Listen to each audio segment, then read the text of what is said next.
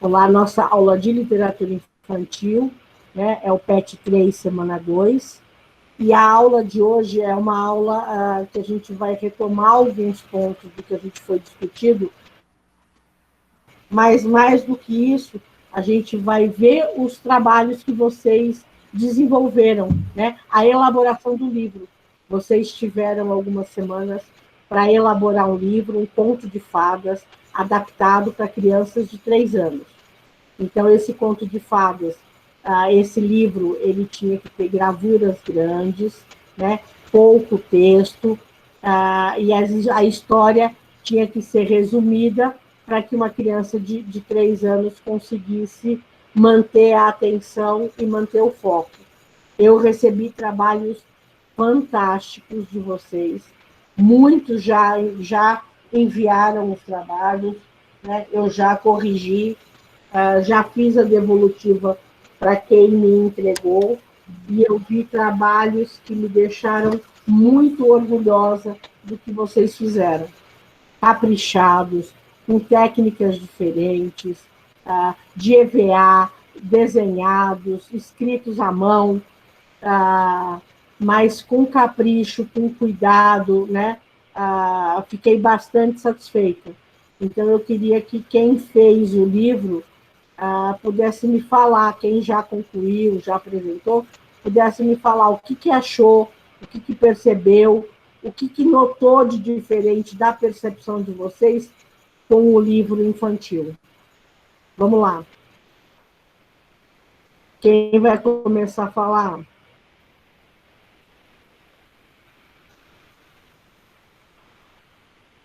Vamos, gente.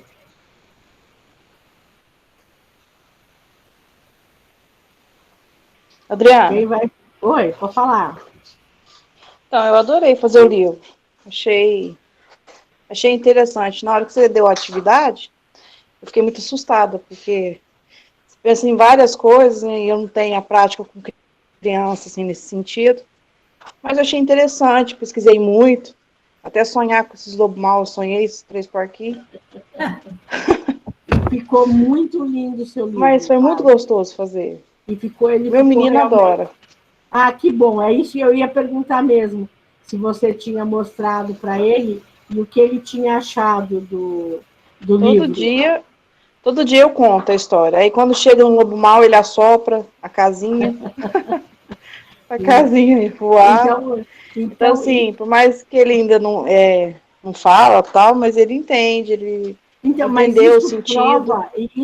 Isso prova que ele consegue acompanhar o sentido. Então, o livro atingiu o objetivo dele, porque ele não fala. Mas se ele sabe que a hora que o lobo aparece, que ele tem que soprar a casinha, é porque ele conseguiu entender. O livro deixa claro isso para ele. Então, isso só mostra que o seu livro atingiu o objetivo que foi proposto. O Matheus, ele está falando que ele gostou e ficou até pensativo, porque esses clássicos marcam a gente até hoje. Eu fiz o da Cinderela e lembro que a gente cresceu ouvindo e é interessante até hoje. Eu também gosto muito, né? Acho que os clássicos vão ser passados até enquanto o mundo for mundo. O clássico vai ser sempre clássico, né? As histórias estão sempre aí. A gente ganha algumas versões repaginadas dessas histórias, mas o clássico é clássico mesmo. Não envelhece, né? Não envelhece. Então, Giovana melhorou o som? A Giovana falou que estava dando microfonia. Deu uma melhorada no som?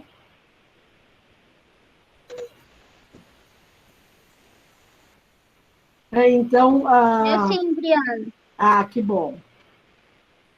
Então, assim, eu vi muitos dos livros de vocês, contaram a história do Patinho Feio, tiveram os 3 porquinhos, a gente teve Cinderela, foram vários clássicos que vocês foram apresentando, né? A gente teve Pinóquio apresentando, teve A Princesa e o Sapo, né? Eu não vou lembrar de todos agora,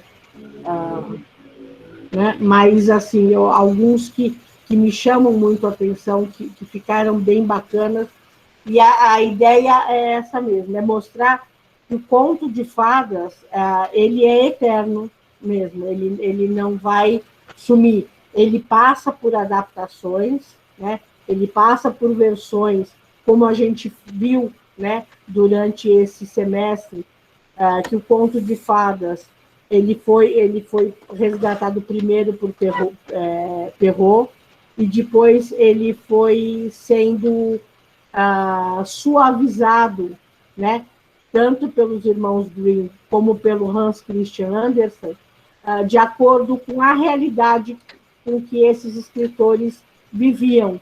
Então, as histórias elas foram passando por crivos de censura, né, para que as crianças pudessem aproveitar essas histórias de uma maneira mais lúdica, porque elas eram bastante cruéis, eram histórias bastante pesadas, né?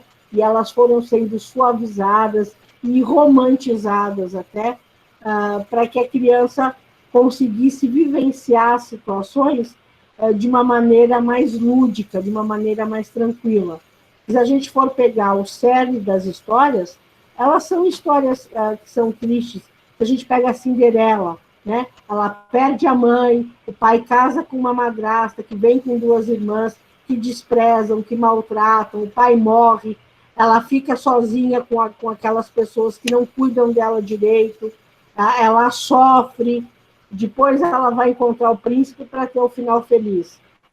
Então, se a gente for analisar a história em si, ela é uma história triste, mas que ela foi romantizada, ela foi suavizada para a criança perceber que existem pessoas boas, existem pessoas más, né? E que na verdade, o bem tem que prevalecer sobre o mal, que as pessoas têm que buscar fazer o bem para o outro, para não sofrer as consequências.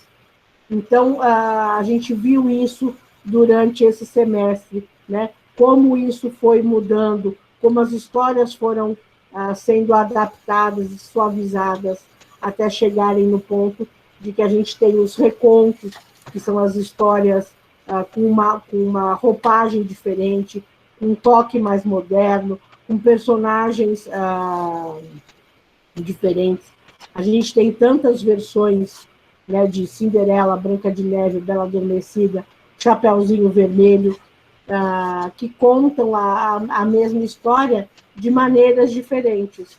E isso é importante, né? Isso é bacana de fazer. A Vânia está comentando que as filhas ajudaram a gravar o vídeo, que foi muito gostoso. E ficou bem bacana mesmo o vídeo que a Vânia postou, contando a história. Outra coisa que ficou claro, né? Vocês contando a história dos livros, aquelas que contaram a história do livro, a evolução de vocês na contação de história, na própria forma de conduzir a história, de contar, né, de perceber, óbvio que a gente percebe que segurar a câmera, né, segurar a personagem, virar a página, é tudo complicado, mas na contação de história em si, já é perceptível a evolução, né, a mudança de vocês de postura para contar a história. O semestre que vem, a gente vai trabalhar bastante com essa parte de contação de história, com técnicas diferentes. Então, vão envolver fantoche, a gente vai ter teatro de sombra, fantoches de várias categorias, né, de várias formas de construção. Então, vocês vão poder focar bastante nesse aspecto da contação de história, que é tão importante para a educação infantil. Na semana que vem, a gente vai ter a prova, né? Os conteúdos estão postados lá no Classroom, vocês vão fazer a prova aqui online. Eu vou conversar com a Regina para verificar o período que a gente vai dar de prova para vocês poderem fazer, mas fiquem tranquilos de que a gente vai conseguir fazer tudo certo. Organizem os materiais, organizem as atividades, né? Tentem pôr em dia para não ficar com atividade muito acumulada. Óbvio, a Lucimar falou que está com atividade acumulada, mas a Lucimar ficou doente, teve Covid, então passou por um processo que é bastante complicado, mas graças a Deus está recuperada, está aí firme, né? E vai conseguir fazer as atividades, né? Com calma, vocês ainda vão ter, além da semana que vem, provavelmente a outra para entregar, mas tentem adiantar, colocar tudo em ordem, porque também vale estágio para vocês, né? Além da carga horária. Foi um semestre curto, né? Mas ele foi mais intenso e a gente não sabe como as aulas vão retornar em março. Tudo vai depender de como tiver o controle da pandemia. A gente espera que em março a gente já esteja numa situação muito mais controlada, que a vacina já tenha sido aplicada, distribuída, né, que a gente já tenha conseguido tomar vacina para imunização, e que a gente possa retornar presencial, talvez não todos os dias, talvez de forma híbrida. O que é a forma híbrida? Um pouco de aula presencial e um pouco de aula à distância. A gente ainda não sabe, não tem nada definido a esse respeito. Mas, de qualquer forma, se nós conseguirmos vencer 2020, não estando preparados para essas aulas virtuais, e nós conseguimos organizar, vocês conseguiram se organizar, aprender, fazer as atividades, concluir 2 etapas, então 2021 vai ser tranquilo, né? A gente tira de letra. Eu queria agradecer bastante o empenho de vocês, o capricho que eu tenho visto nos trabalhos, tanto de literatura quanto de aspectos, né? Os trabalhos coloridos, bonitos, bem feitos. Isso é muito importante para um professor, essa organização, esse capricho, porque o capricho com que ele apresenta o trabalho impacta na forma como o aluno recebe esse trabalho para fazer, e ele reproduz. Então, se o professor é organizado, o aluno tende a ser mais organizado, né? Se o aluno faz um trabalho bem feito, se o professor faz um trabalho bem feito, os alunos tendem a caprichar nesses trabalhos para mostrar para o professor como eles se importam, como eles fazem, e eu tenho visto esse crescimento, esse avanço nos trabalhos de vocês. Então, a gente vai ter a semana que vem a semana de provas e a gente encerra este semestre. Vocês vão ter um prazo para entregar ainda e vocês podem fazer os cursos à distância. Eu acredito que até por volta do dia 20 de janeiro, eu acho que vocês ainda podem fazer e entregar, mas eu vou confirmar com a Regina e falar para vocês. E vocês vão poder consultar o material que está no Classroom para fazer as provas. As provas são com consulta, né? Não tem problema nenhum vocês consultarem o material que a gente utilizou nas aulas.